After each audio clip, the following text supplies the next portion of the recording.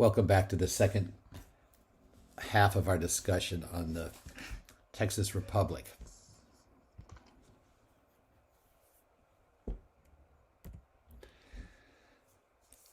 Now, the Texas Constitution had set a 2-year limit on the term of the first president.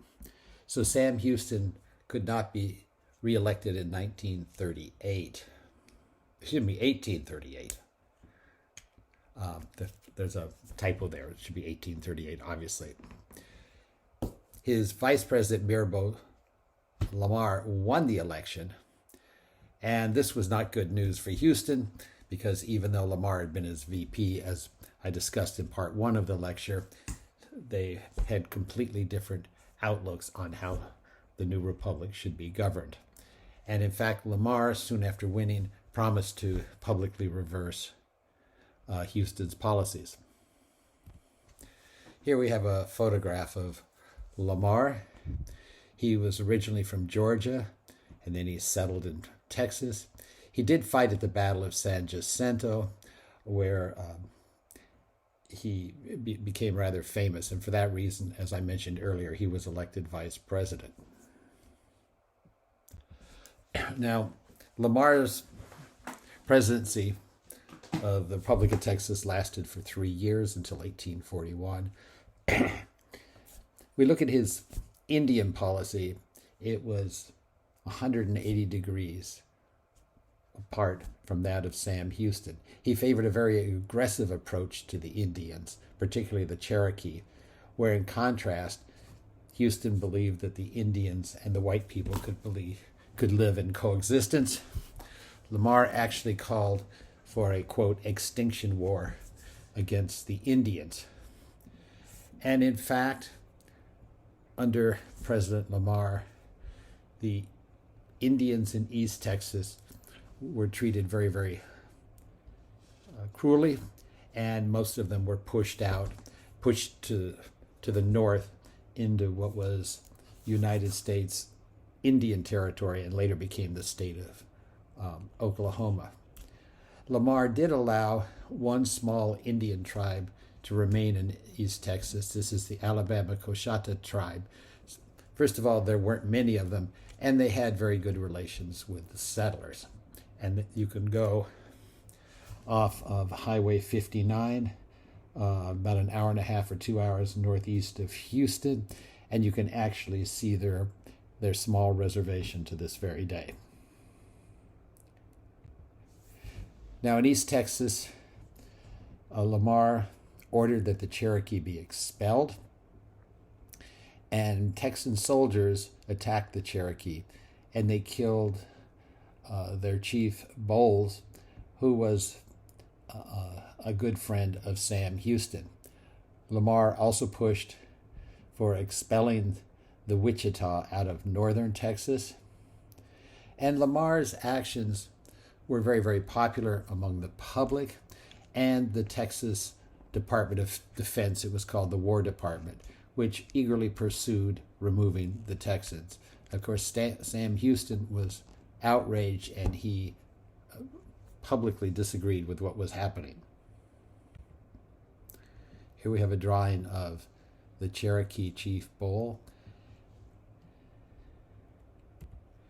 And Lamar also was very aggressive with the Comanches, whom, as you recall, controlled much of central and northern Texas. And he sent soldiers to attack the Comanche lands to the northwest of San Antonio.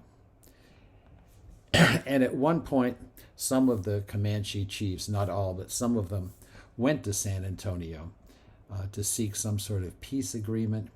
And you can read the details in the textbook, but there were skirmishes, and the net result was over 30 Comanches were killed in what's called the Council House fight, and this is a house where the Comanches were locked up.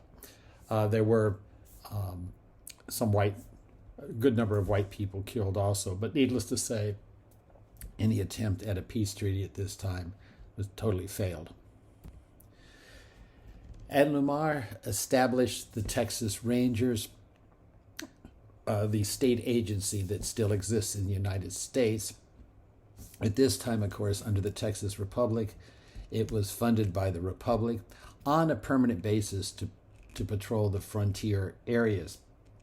Previously, there had been rangers, not with a capital R, but a small r, and that's what they called ad hoc groups of people, a dozen, 2 dozen people who got together for a short period of time and went out on a specific mission. Now these Texas Rangers were set up as a professional force on a permanent basis.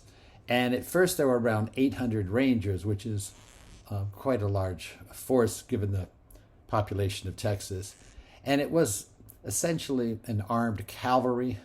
They were on horseback and they were heavily armed. And they were basically designed to fight the Indians. And one advantage they had with the Indians was rather than using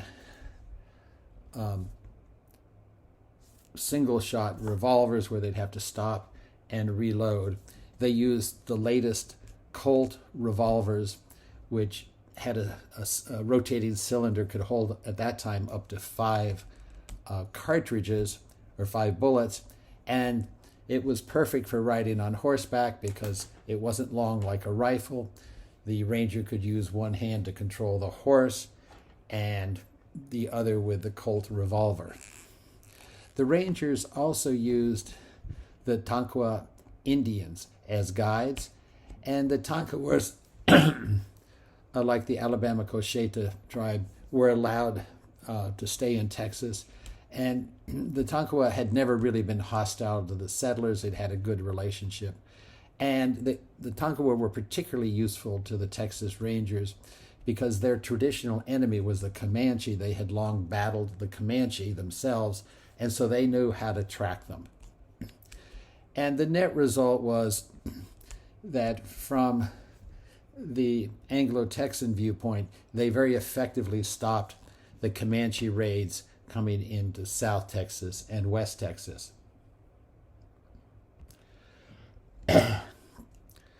Apart from the Indians, a major issue that faced the Lamar administration was the location of the capital. Lamar wanted to relocate the capital from Houston to Austin. First of all, he was the arch enemy of Sam Houston. He did not like having the capital in a city named after his enemy. Also, he shared the concern of others with the heat, humidity, tropical diseases in Houston. And so Austin was not really a city, so it cost a lot of money to establish a capital there. The problem was there was the potential, since it was far away from the coast, of being raided by the Indians, and also there was really no infrastructure, so it was expensive to locate the capital there. Well, the result of the wars with the Indians and relocating the capital, essentially building the infrastructure in Austin rather, tripled the national debt. And Lamar had absolutely no more success than Sam Houston in controlling the debt and coming up with sources of revenue. So Lamar hoped that Texas, which had been recognized by the United States, we saw previously, could obtain recognition by some major European countries, and they might come to the rescue of the new republic. Lamar was successful first with France, which was the first country other than the United States to recognize Texas, and that was followed by Holland or the Netherlands, Britain, and Belgium. Let's look a moment at the reasons the French government recognized the Republic of Texas. The French king at the time, Louis Philippe, really wanted for a role for France in the Western Hemisphere and wanted to set up colonies. And this was particularly important because in 1803, France had lost its very wealthy colony of Haiti, where Haiti in the Caribbean had the perfect climate for growing sugarcane, which was much in demand in Europe. And there were many, many slaves there, hardly any French people. And the slaves had a major rebellion and ended up taking over the country. Because of domestic problems in France at that time, the French army and navy did not really intervene, and they allowed the slaves to take over the country, and Haiti became an independent country in 1803.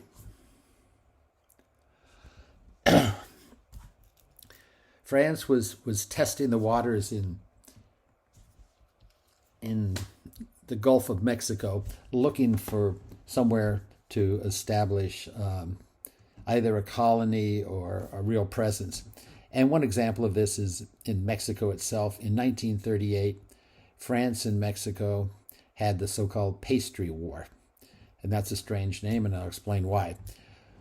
What had happened was some Mexican soldiers had looted a bakery near Mexico City and in the process destroyed the bakery. And so happened that the bakery was owned by a French citizen. Well, the French government demanded that the Mexican government pay for the damage to the bakery. And there were also some other claims from French citizens in Mexico that they were owed substantial sums of money by the Mexican government. So what the French Navy did was it blocked the Mexican port of Veracruz on the eastern side of Mexico. This was Mexico's major port in the Gulf of Mexico. And they imposed taxes on all shipments of products entering and leaving the port. And they used those taxes to pay both for the bakery that had been destroyed and the other French claims. I might note that this was a very standard procedure among the European countries when they were owed money, as they'd send their navy and take over the customs house and charge taxes on imports and exports till they got enough money. And the United States itself, once it got a navy, started in the 1880s and 1890s doing this, particularly in the Caribbean area. Well, Mexico agreed to pay the French, but never did so.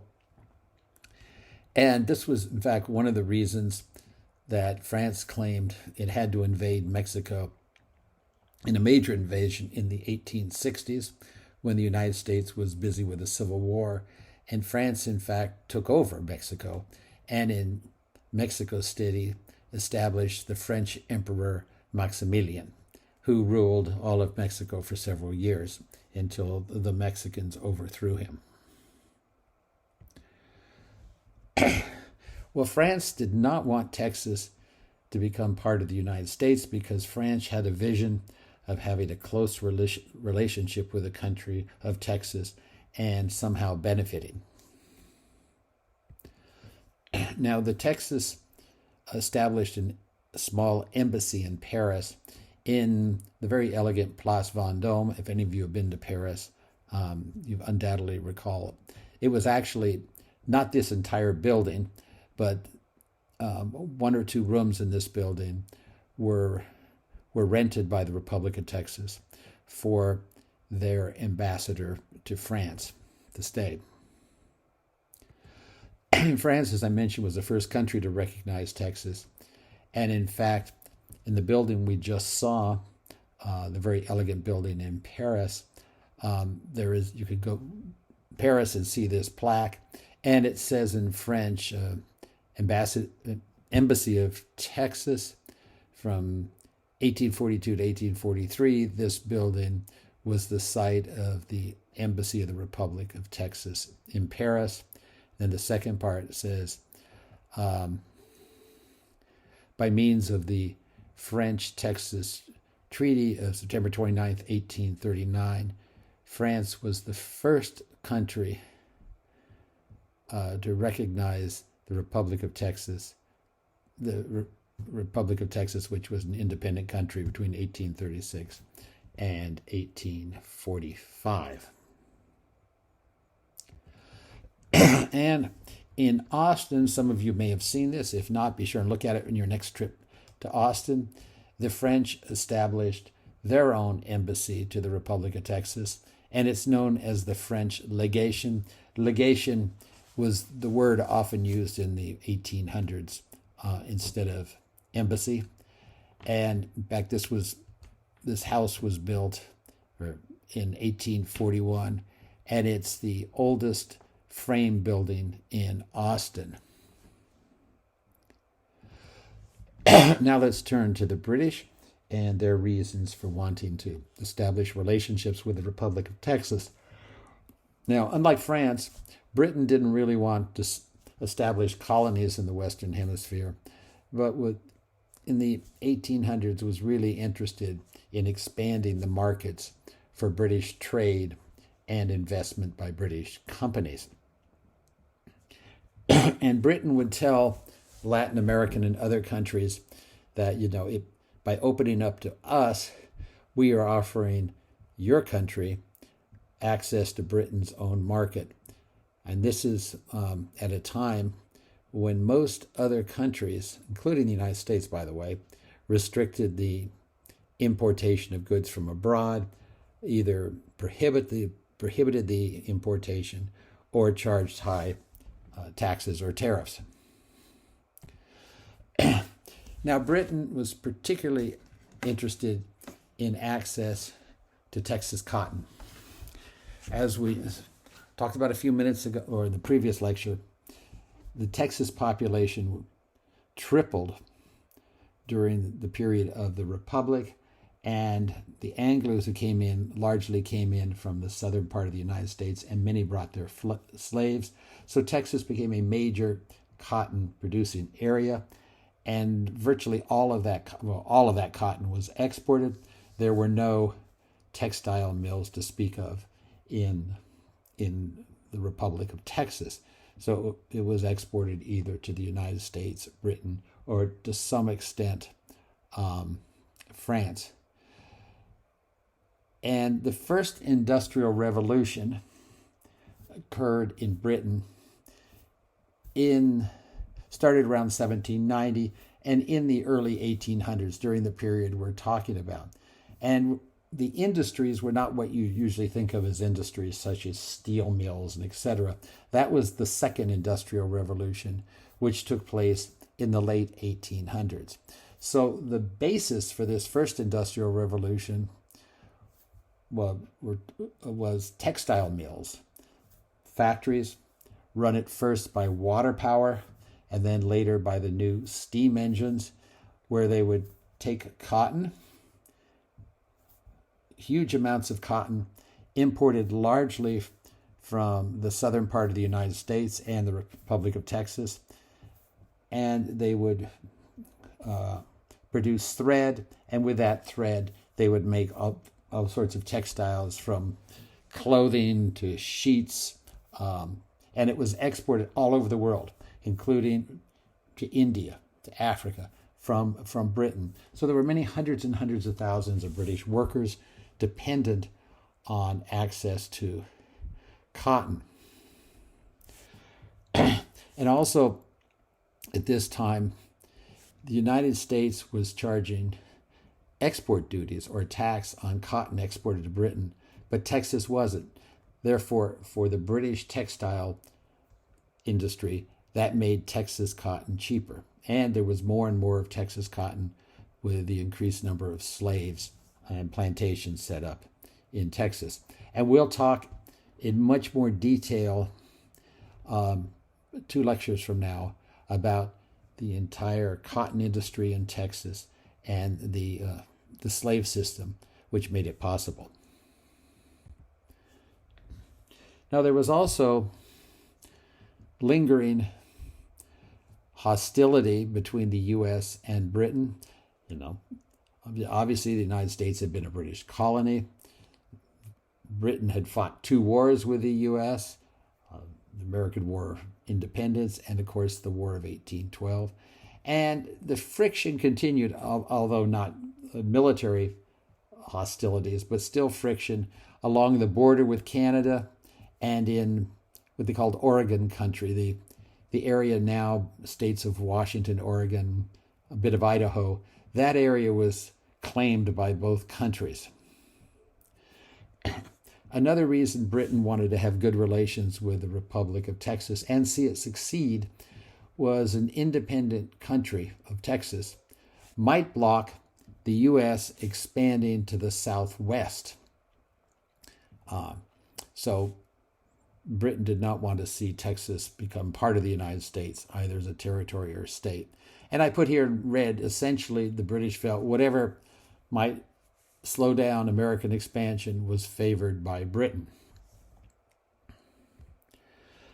That said, dealing with Texas was a real moral dilemma for Britain.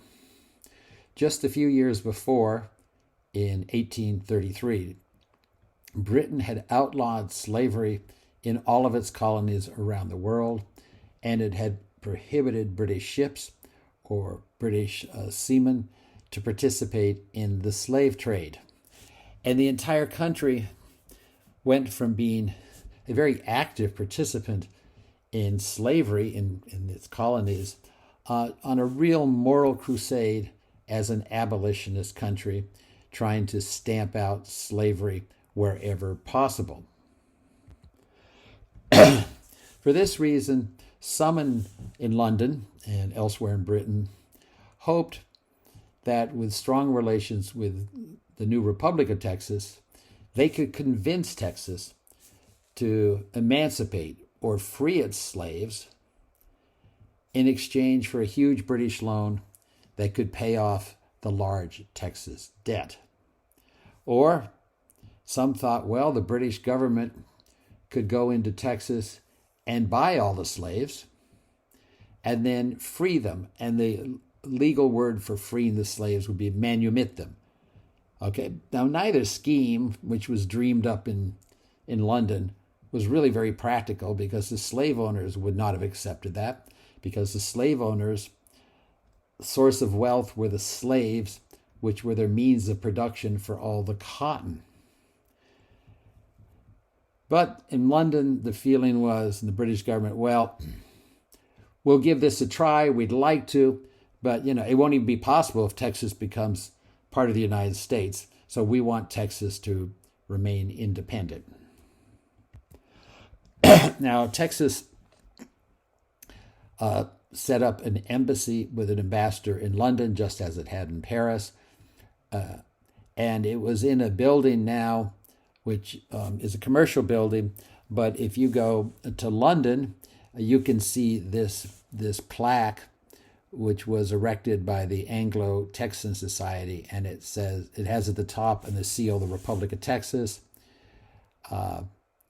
And in this building was a legation for the ministers from the Republic of Texas to the Court of St. James, 1842 to 1845. The Court of St. James, that expression is still used today.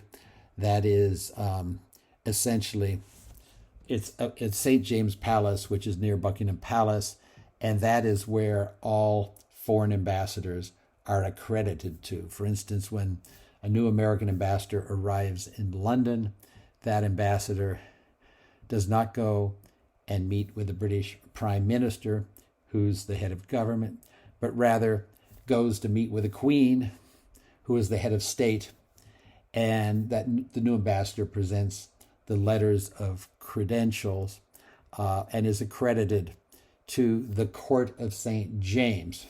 And it doesn't say accredited to the British government.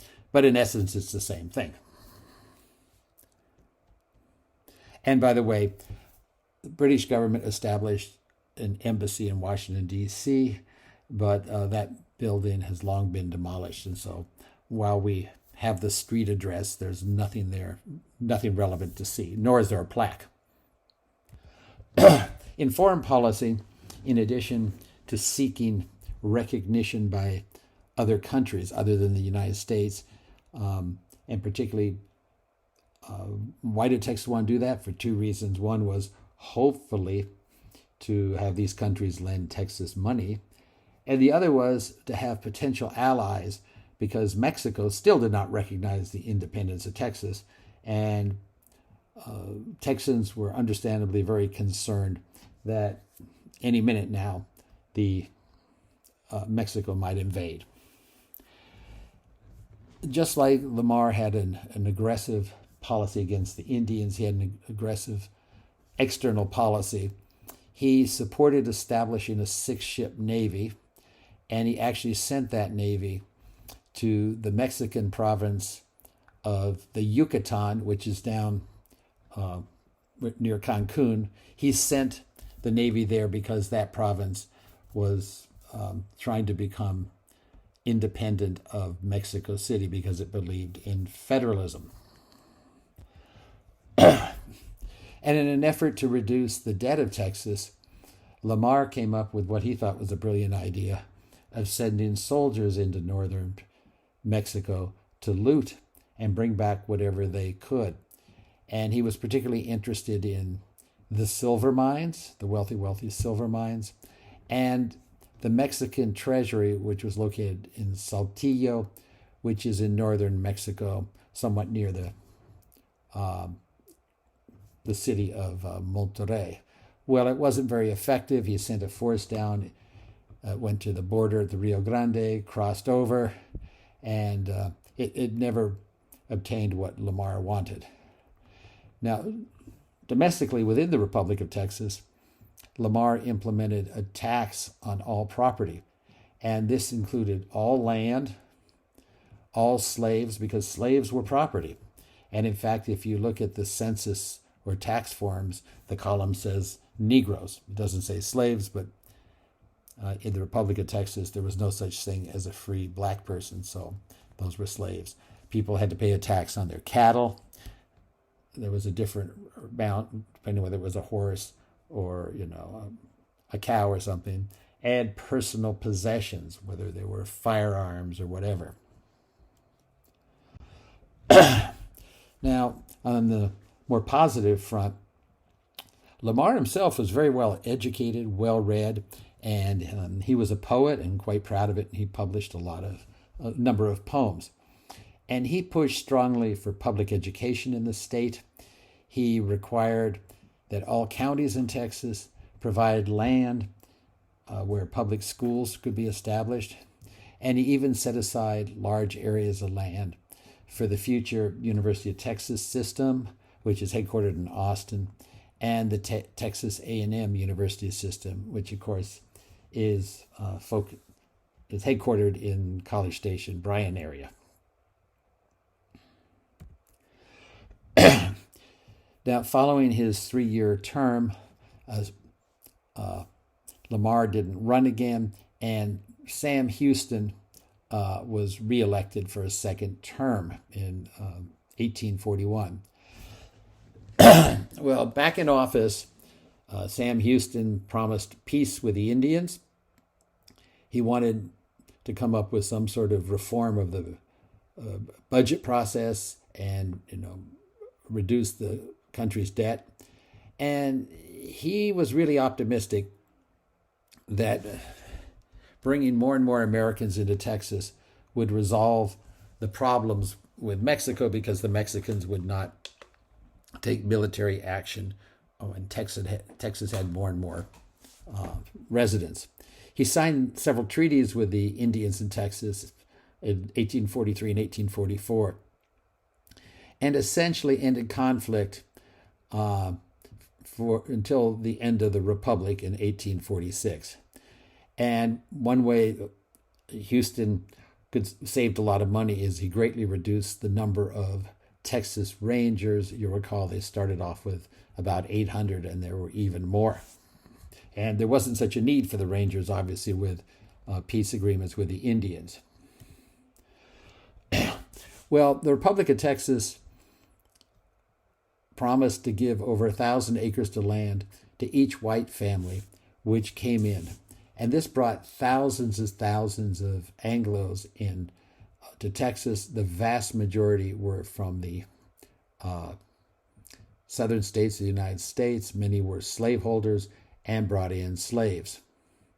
And that's why, as we saw in the last lecture, the black slave population grew much, much faster than the white population. And the population tripled from 1836 to 1845. Now, Houston once again pushed for negotiations with the U.S. government in Washington to be annexed. And normally, the first step would be to be annexed or become part of the United States as a territory. Well, the United States remained cool towards annexation because of the issue of slavery and fear of a possible war with Mexico, because Mexico was still claiming that Texas was part of their country. And they also looked at Texas and they thought the political instability and the economic situation was not good, with the government virtually bankrupt. But President Tyler reopened negotiations in 1843. And a few months later, in the spring of 1844, Texas and the U.S. government signed a treaty of annexation as a territory. So according to the terms of this treaty, Texas would join the United States as a territory, not a state, just a territory. However, this treaty was rejected by the U.S. Senate. And you'll recall that any treaty must be approved by 2/3 of the U.S. Senate. So the treaty failed. Well, Houston left office shortly thereafter, at the end of his term, and his successor, Anson Jones, continued to talk to the United States about annexation. Now, there was a strong movement in the United States to oppose acquiring Texas. And this is what they call a broadside, or this was one sheet of paper that was passed around in New York, just one of many, with signatures saying that they oppose annexing Texas. This is a political cartoon that appeared in many U.S. newspapers, and this was saying we don't want to have the rough Texans come join the United States. And I have several slides of this. First, the others are close-ups. Let's look at this. What we have is a depiction of a Texan sitting on a female slave who's on the ground with her hands tied. Next to the slave is the whip that this Texan was using to beat the slave. The Texan's just taking a break. The caption in the cartoon says, "Young Texas in repose." Repose is like resting. Look at that Texan. Look at the face. I have a close-up here of the face. It's a face actually modeled on a vicious dog about to attack. Look at the teeth, look at the eyes, look at the nose. You can see a battle scar on the cheek. Not a flattering portrait of Texas. Now let's look at, I have another close-up. Let's look at the tattoos on the Texan's arm. Okay, this is a close-up of the same photo. You can see on the arm that tattoos, and they read murder, slavery, rape, incest, and fraud. These are all the crimes that this particular Texan has been guilty of, and you can see all the knives he's carrying. And now look at right at the bottom of the photo in the middle, you can see a chain going to a shackle or a band around the man's ankle. And if you look closely, what does it say? State prison. So what it suggests is that this Texas resident was in a state prison and broke out because he's still wearing the state prison shackle and chain. And there he is in Texas. And they also, excuse me, you'll recall that when Texas was part of Mexico, it's true some criminals did move from the United States into Texas because Texas was part of a foreign country, and Mexico did not have an extradition treaty with the United States. So if the United States had said, we want, John Jones sent back because he's wanted for murder, Mexican government would say, sorry, we don't have a treaty for extradition or sending people back. And then, of course, after Texas became independent, the feeling was by many people in the United States, well, all the people are sort of like this. They'd welcome someone. Excuse me. So the U.S. Democratic Party presidential candidate in 1844 was James Polk, and he campaigned on expanding the U.S., including acquiring Texas. Now, Tyler feared that Britain would somehow gain control of Texas, so he began to favor annexation. This is the campaign flag that was used by Polk when he was a candidate for president. And it says here 25 stars or states and an extra star for Texas. So, and in Polk and Dallas.